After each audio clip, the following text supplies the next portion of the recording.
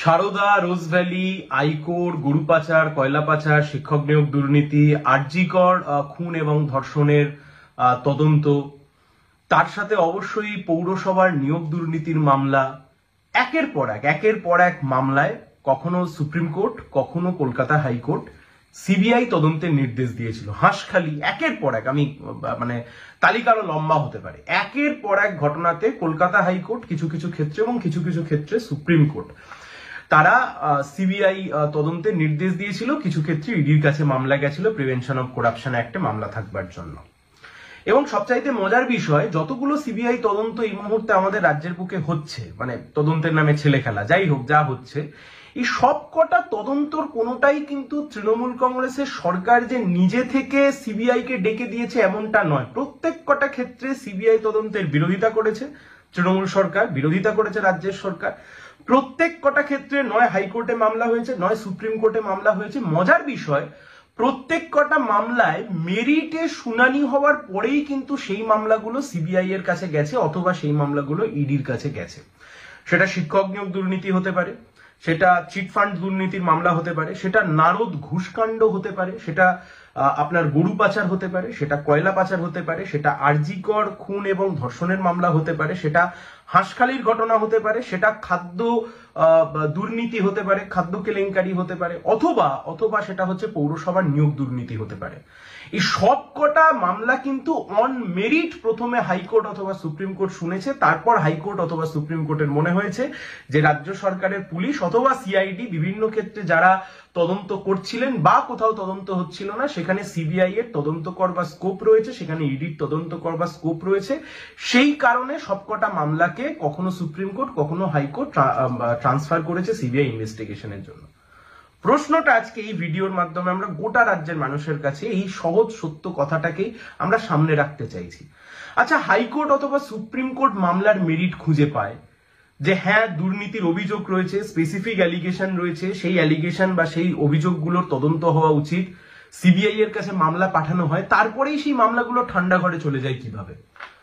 আপনি প্রত্যেক কটা ক্ষেত্রে দেখুন, প্রত্যেক কটা ক্ষেত্রে সারদা, রোজভ্যালি, আইকোর্ট সবকটা চিটফান্ডের মামলায় খোদ সুপ্রিম কোর্ট মামলা সিবিআই এর হাতে তুলে দিয়ে বলেছিল টাকা বৃহৎ কার হাতে গেছে, who is the big fish here, বড় মাছ এখানে কে রয়েছে, বড় মাথা কে আছে, সিবিআই কে খুঁজে বার করতে হবে। তার মানে মামলায় মেরিট ছিল, সেই মামলায় মেরিট ছিল বলে শোনবার পরে সিবিআই তদন্ত গেছিল। অথচ 2014 সালের সেই সারদার তদন্ত শুরু হয়েছিল, আজকে 2024 সাল, সারদা রোজভ্যালির তদন্ত বিষবাও জলে, তার ট্রায়াল, তার সাক্ষী সবকিছু কার্যত বিষবাও জলে। মদন মিত্র থেকে শুরু করে কুণাল ঘোষ, এখন তৃণমূল কংগ্রেসের নেতা, মন্ত্রী, সাংসদ সবাই মজার সাথে আনন্দে ঘুরে বেড়াচ্ছেন। হেমন্ত বিশ্ব শর্মা সেই সময়তে মুখ্যমন্ত্রী ছিলেন আসামের, পরবর্তীকালে বিজেপিতে যোগদান করবার পরে এখন বিজেপির তিনি মুখ্যমন্ত্রী হয়ে গেছেন আসামের, তিনি নিজে একজন রোজভ্যালি কাণ্ডে অন্যতম অভিযুক্ত।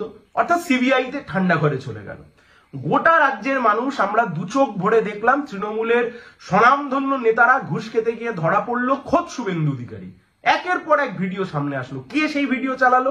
সেই ভিডিও সামনে চালালো বিজেপি নিজেদের পার্টি অফিস থেকে। কলকাতা হাইকোর্টে মামলা হলো, সেই মামলার রায় হলো, সিবিআই কে তদন্তভার দেয়া হলো। সেই মামলা আজকে বিষবাও জলে। শুভেন্দু বাবু আজকে নিজে বিজেপির নেতা এবং রাজ্যের বিরোধী দল নেতা। অন্যদিকে আপনি দেখুন শিক্ষক নিয়োগ দুর্নীতির মামলা। শিক্ষক নিয়োগ দুর্নীতির মামলায় আরো সুন্দর ঘটনা। শিক্ষক নিয়োগ দুর্নীতির মামলায় বিশাল বড় দুর্নীতির তালিকা, বিশাল বড় দুর্নীতি। খোদ শিক্ষামন্ত্রীর বান্ধবীর বাড়ি থেকে কোটি কোটি টাকা উদ্ধার হলো। রাস্তায় বসে হবু শিক্ষকরা তারা লড়াই লড়লেন, তারা লড়াই আন্দোলন করলেন। কলকাতা হাইকোর্টে মামলা হলো, সুপ্রিম কোর্ট অব্দি সেই মামলা গেল। সেই মামলাতে তদন্তভার গেল সিবিআই এর কাছে। আদালত কার্যত গুঁতুনি দিয়ে দিয়ে শিক্ষামন্ত্রীকে সিবিআই এর কাছ অব্দি পাঠালো, গ্রেপ্তার করলো। সিবিআই ইডির কাছ থেকে গতকাল জামিন পেয়ে গেছে, সিবিআই এর কাছ থেকে পার্থ চ্যাটার্জি জামিন পাওয়া কার্যত সময়ের অপেক্ষা। আজ অব্দি শিক্ষক নিয়োগ দুর্নীতির মামলার কোনো এসপার ওসপার কিছু হলো না। অথচ শিক্ষক নিয়োগ দুর্নীতির মামলাকে কাজে লাগিয়ে প্রচুর মানুষ নিজেদের জীবনকে কার্যত একদম গুছিয়ে নিয়েছেন। কেউ সাংসদ হয়েছেন, কেউ বিচারপতির চেয়ার থেকে সাংসদ হয়ে গেছেন, কেউ নিজের রাজনৈতিক জীবন গুছিয়ে নিয়েছেন, সবাই সবটা গুছিয়ে নিয়েছে। কিন্তু দুর্নীতির কোনো শেষ নেই। দুর্নীতির আজকে সে বিষবাও জলে। আরজিকর তদন্ত, খোদ কলকাতা হাইকোর্ট যে মামলার শুনানি করতে গিয়ে সিবিআই এর কাছে তদন্তভার তুলে দিয়েছিলেন, দেশের সুপ্রিম কোর্ট নিজের সুমোটো আঙ্গিকে সেই মামলা নিজের কাছে নিয়েছিল। কলকাতা হাইকোর্ট যখন পুলিশি তদন্তের ওপর ভরসা রাখতে পারেনি, তখনও সেখানে মামলার মেরিট ছিল বলেই সেই তদন্তভার সিবিআই এর কাছে গেছিল। অথচ দেখুন, মমতা ব্যানার্জির পুলিশ যে সঞ্জয় রায় একজনই অভিযুক্ত, একজনই এই ঘটনা ঘটিয়েছে বলে প্রথম থেকে দাবি করে আসলো, সিবিআইও কিন্তু বকলমে কার্যত বুঝিয়ে দিল যে হ্যাঁ, কলকাতা পুলিশ বা মমতা ব্যানার্জির পুলিশ যা তদন্ত করেছে, যা বলেছে, যা এতদিন বলেছিল তা ঠিকই বলেছিল, তারাও কার্যত হ্যাঁতে হ্যাঁ মিলিয়ে দিল। তাহলে সিবিআই তদন্তের প্রয়োজনীয়তা কোথায়? বা সিবিআই এর উপর মানুষের যে ভরসা, সিবিআই এর উপর মানুষের যে আশা, সিবিআই তদন্ত যখন কেউ চাইছে তখন সে ভাবছে একটা ইম্পার্শিয়াল ইনভেস্টিগেশন এজেন্সি হবে। এটি ইম্পার্শিয়াল ইনভেস্টিগেশন এজেন্সি একেবারে বিজেপির তোতা পাখি, যেমন তোতা পাখি কারোর বিরুদ্ধে কাজে লাগাচ্ছে, তেমন ভাবে তৃণমূলকে বিভিন্নভাবে বাঁচাচ্ছে। আপনি অজিত পাওয়ারের ক্ষেত্রে দেখুন, মহারাষ্ট্রে যার বিরুদ্ধে হাজার হাজার কোটি টাকার দুর্নীতির অভিযোগ, তিনি বিজেপিতে গিয়ে যোগদান করলেন, তিনি সমস্ত ক্লিন চিট পেয়ে গেলেন, তার সমস্ত সম্পত্তি ফেরত পেয়ে গেলেন। অর্থাৎ এই গোটা তদন্ত ব্যবস্থাটাকে বিজেপির সরকার কার্যত, আপনি মানুন না মানুন তাতে কিচ্ছু যায় আসে না। আমি যদি হঠাৎ করে এখন বলি না কালকে সূর্য উঠবে না, তাতে কি সূর্য ওঠা বন্ধ থাকবে? তাতে তো সূর্য ওঠা বন্ধ থাকবে না। আপনি মানুন না মানুন কিচ্ছু যায় আসে না। খুব পরিষ্কার কথা, পরিষ্কারভাবে খুব স্পষ্ট কথা। আজকে গোটা রাজ্য জুড়ে এতগুলো দুর্নীতি, যে দুর্নীতির তদন্ত ইডির কাছে গেল, সিবিআই এর কাছে গেল, বিজেপি বলল না খাউঙ্গা না খানে দুঙ্গা, প্রধানমন্ত্রী বললেন না খাউঙ্গা না খানে দুঙ্গা, চোরেদেরকে জেলের মধ্যে পুরবো।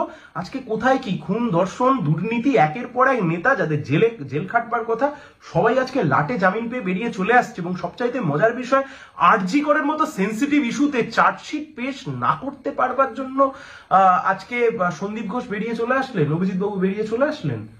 এই সন্দীপ ঘোষ, যে সন্দীপ ঘোষকে খোদ মমতা ব্যানার্জি বাঁচাতে চেয়েছিলেন, এই অভিজিৎ মন্ডল, যে অভিজিৎ মন্ডলের বাড়িতে কলকাতা পুলিশের আধিকারিকরা পৌঁছে গেছিল তার বাড়িতে আশ্বস্ত করবার জন্য যে হ্যাঁ, আমরা কলকাতা পুলিশ, আমরা আপনাদের পাশে আছি। তাহলে সিবিআই এর ওপরে, বিজেপির ওপরে মানুষের কি আর সেই ভরসা রাখার জায়গা তৈরি হচ্ছে? আর হচ্ছে না। অথচ অদ্ভুত ভাবে দেখুন, প্রত্যেক কটা মামলায় কিন্তু মেরিট ছিল, প্রত্যেক কটা মামলার কিন্তু যৌক্তিকতা ছিল। আরে ছিল বলেই তো হাইকোর্ট হতে পারে, সুপ্রিম কোর্ট হতে পারে, সেই মামলাগুলোকে তদন্তের জন্য সিবিআই এর কাছে বা ইডির কাছে পাঠিয়েছিল। কিন্তু দল বদল ছাড়া আর কি হয়েছে? সিবিআই ইডি তদন্ত চলবাকালীন বাজার গরম করা ছাড়া আর কি করতে পারলো এরা? এতদিন হয়ে গেল, পশ্চিমবঙ্গের মানি মার্কেট থেকে কয়েক হাজার কোটি টাকা চিটফান্ডের ব্যবসার মাধ্যমে আউট হয়ে গেল, খুঁজে পাওয়া গেল না। এতদিন পরেও নাকি ট্রায়াল শুরু করতে পারলো না। আসলে ছেলে খেলার জায়গায় পরিণত করেছে ইডি, সিবিআই এর তদন্তগুলোকে ছেলে খেলার জায়গাতে পরিণত করেছে। পোস্টপল ভায়োলেন্স, এই যে বিজেপির নেতারা নিচে এসে, বিজেপির কর্মীরা নিচে এসে গালিগালাজ করবে বা কিছু করবে, পোস্টপল ভায়োলেন্স, বিজেপির লোক খুন হয়েছিল। হ্যাঁ, বিজেপির লোক খুন হয়েছিল। পোস্টপল ভায়োলেন্সের মামলা কি করেছে সিবিআই? পোস্টপল ভায়োলেন্সের মামলা ন্যাশনাল হিউম্যান রাইটস কমিশন এসেছিল, কি করেছে ন্যাশনাল হিউম্যান রাইটস কমিশন? খোদ শওকত মোল্লার বিরুদ্ধে অভিযোগ ছিল, কলকাতা হাইকোর্ট মামলা তুলে দিয়েছিল সিবিআই এর কাছে। 5 জন জাজের সাংবিধানিক বেঞ্চ বসেছিল, কনস্টিটিউশনাল বেঞ্চ ফর্ম হয়েছিল। কি করতে পেরেছে? পোস্টপল ভায়োলেন্সের মামলা। প্রত্যেক কটা মামলায় জেনে বুঝে প্রত্যক্ষ পরোক্ষ সমস্ত সমর্থন দিয়ে ইডি এবং সিবিআই এর হাত থেকে তৃণমূল কংগ্রেসের নেতাদেরকে, খোদ মমতা ব্যানার্জির ভাইপোকে, খোদ মন্ত্রী সভাকে বারংবার বাঁচাচ্ছে বিজেপি। খেলা খুব পরিষ্কার, খুব পরিষ্কার খেলা। দিল্লিতে বিজেপির সরকার থাকবে, পশ্চিমবাংলায় তৃণমূলের সরকার থাকবে। এখানে বিজেপিকে যে কোনো ভাবে বিরোধী পরিসরে রেখে দাও, যাতে সিপিআইএমটা না শক্তিশালী হয়, বামফ্রন্ট যাতে না শক্তিশালী হয়। আর ওখানেও এই যে খেলা শুরু হয়ে গেছে, মমতা ব্যানার্জি নাকি গোটা দেশের প্রধান বিরোধী মুখ, এই খেলাই খেলতে চাইছে। এই খেলা থেকে যতক্ষণ না আমরা বের করতে পারবো গোটা রাজনীতির পরিসরকে, ততক্ষণ অব্দি দুর্ভাগ্য আমাদের কপালে আরো নাচবে। দুর্ভাগ্যের হলেও সত্যি, ইডি সিবিআই আজকে মোদী অমিত শাহের আমলে যেভাবে তৃণমূলের নেতা মন্ত্রীরা চুরি, খুন, ধর্ষণ এত কিছু করবার পরেও দিনের আলোয় ঘুরে বেড়াচ্ছে, এতটুকুও যা ভয় ভীতি ছিল ইডি সিবিআই নিয়ে চোর জোচ্চোর খুনি দুর্নীতিবাজদের, সেটুকু আর মনে থাকবে না।